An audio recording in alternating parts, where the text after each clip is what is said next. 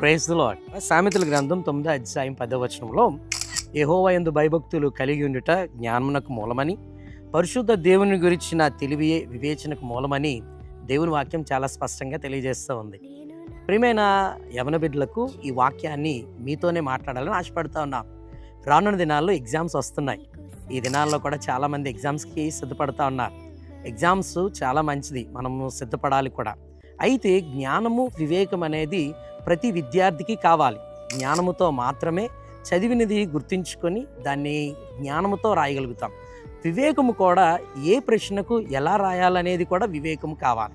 కనుక ఈ రెండు ఒక యవనస్తునికి లేదా విద్యార్థికి చాలా అవసరం. అయితే ఈ రెండిటికి మూలం దేవుడని దేవుని వాక్యం సెలవిస్తుంది. ఈ 9, 10 వచనంలో మీ అందరికీ ఒక మాట, దేవుని యందు భయభక్తులు కలిగి ఆయన సన్నిధానములో వెతికినప్పుడు దేవుడు నీకు జ్ఞానాన్ని ఇస్తాడు, వివేకాన్ని ఇస్తాడు.